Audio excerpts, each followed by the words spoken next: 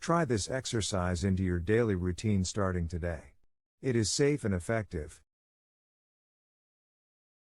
Have you ever wanted to start a strength training routine to enhance your mobility but felt uncertain about where to begin? Are you worried that such exercises might worsen joint pains? Perhaps the atmosphere of gyms, with young, fit individuals lifting heavy weights to loud music, has left you feeling intimidated. We all recognize that exercise is a powerful tool for improving health with minimal side effects. Unfortunately, for those new to exercise, unable to afford gym memberships or set up a home gym, or dealing with joint pains, taking this magic pill can be quite challenging. In my role as a doctor working in general practice clinics, I've recommended chair squats to the elderly to boost their leg strength. Witnessing significant transformations among those who incorporated this exercise into their routine has been truly rewarding. Unfortunately, chair squats have their challenges. When it is not instructed properly, incorrect moves can worsen joint pains, and if your muscles are really weak, doing them right might be quite challenging. Many also fear that joint pain can worsen with squats. In this video, I'll show a simple assisted squat you can do at home, similar to chair squats but gentler on the joints. I'll also share tips on handling joint pain during exercises. Then, I'll talk about how to structure your exercise routine, covering how to progress and how often to do it, for strengthening your lower body. While good nutrition is vital for a full strength training plan, I'll touch on that briefly at the end, keeping the main focus on the exercises. First, let's dive into the correct posture for this exercise. All you need are a pillowcase, a door, and, if you're dealing with joint pain, a chair. To achieve the desired length of a handle for the exercise, cut a pillow cover along its side. Fasten knots at both ends to create stops, ensuring a comfortable grip during use.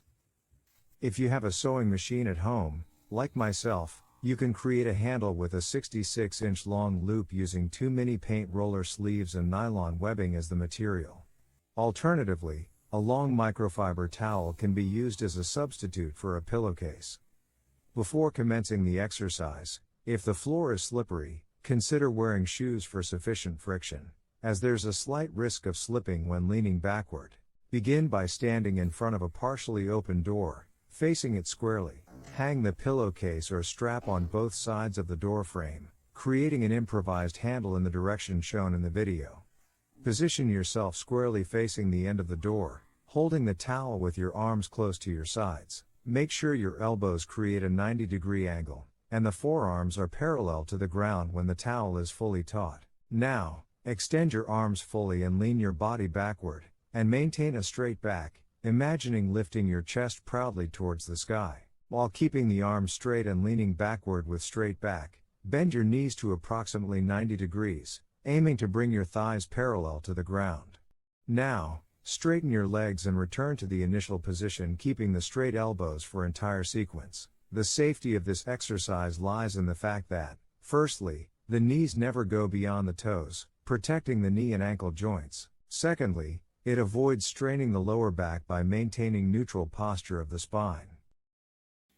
If you concentrate on keeping your elbows straight and your back flat throughout the exercise, it naturally ensures the correct posture. Many people wonder about the proper breathing technique during squat exercise. Since the intensity of this exercise is relatively low, there's no specific need to hold your breath. You can exhale as you descend and inhale as you ascend. Following a rhythmic breathing pattern is what is generally recommended. You can do the opposite if that is more natural for you. I found exhale with descend easier. Now, if there's any discomfort or pain in the hip, knee, or ankle joints during the exercise, what should you do? First, it's crucial to identify which range of movement triggers the pain, and continue exercising within the pain-free range of motion. Consider using a chair to help to aware or limit the range of movement. Pulling the chair forward decreases the joint's range, while pushing it backward increases it. The key principle of rehabilitation is to initially exercise within the pain-free range, and gradually expand it at a pace that is comfortable for you in the subsequent sessions. Making gradual expansions within the pain-free range, even if it's just by a few degrees, is positive progress for each session. Now that we've mastered the movement, Let's discuss how to optimize the movement pattern to increase muscle strength. A decade ago, it was widely believed that lifting heavy weights was necessary to increase strength. This made it challenging for many individuals with compromised health or older adults to approach strength training using heavy barbells and dumbbells. However, recent research has revealed that even with low intensity, high repetition exercises up to the point of fatigue can lead to significant increases in strength, and this holds true for the elderly population. Additionally, various scientifically supported techniques employed by bodybuilders are now accessible, facilitating the incorporation of effective methods into this assisted squat exercise to maximize strength gains. These techniques can be broadly categorized into two main components. First technique is lowering your body slowly. It can be explained by mind-muscle connection. When showing a biceps, for example, one can tense the biceps to pop. This is a result of being able to contract the muscles consciously. Consistently activating your muscles throughout the exercise is crucial for effective muscle stimulation. Typically, we pay more attention to contracting our muscles when lifting, known as concentric contraction, but neglecting the equally important eccentric contraction, where the muscles lengthen against gravity, or like lowering the body during a squat. Implementing a mind-muscle connection during the eccentric phase involves consciously tensing the muscles every moment. We can do this easily by lengthening the duration of eccentric contractions with a 3 to 6 second tempo, guided by an exercise metronome. This helps to maximize muscle tension, stimulating muscle development. You can select the playlist icon located in the top corner to explore various exercise metronomes for your workouts. You can save the playlist to your library by clicking the three vertical dots of the playlist as shown on the screen and selecting the Save to Library button. Let's proceed to the second technique, which involves generating maximum fatigue in the muscles for strength development. Understanding different muscle fiber types is crucial for strength gains. We categorize muscle fibers into two main types. Slow twitch fibers are designed for low-intensity activities, capable of contracting for extended periods without fatigue, such as running a marathon. Unfortunately, activating these fibers does not contribute significantly to strength gains. In contrast, fast twitch fibers generate greater force, as seen in activities like sprinting. It is these fast twitch fibers that play a crucial role in driving strength and muscle mass development. The challenge arises from the fixed and sequential muscle activation pattern that cannot be altered. Slow twitch fibers are consistently activated first before fast twitch fibers, and the latter are only engaged when there is sufficient strength required for the task. Most low-intensity workouts primarily involve slow twitch fibers, leaving fast twitch fibers inactive. This is why using a light dumbbell or resistance band with conventional methods will not effectively promote muscle growth. How can you engage fast twitch muscles in low-intensity exercises like assisted squats? Activating fast twitch fiber during low-intensity workouts can be done by pre-fatiguing slow twitch fibers by maximizing muscle tension during the lengthening eccentric phase, as discussed earlier, and incorporating the rest-pause method. What is the rest-pause method, and how can it be used in this workout? Begin by experimenting with different eccentric durations, 3 to 6 seconds, to identify the range that induces fatigue after 20 to 30 repetitions.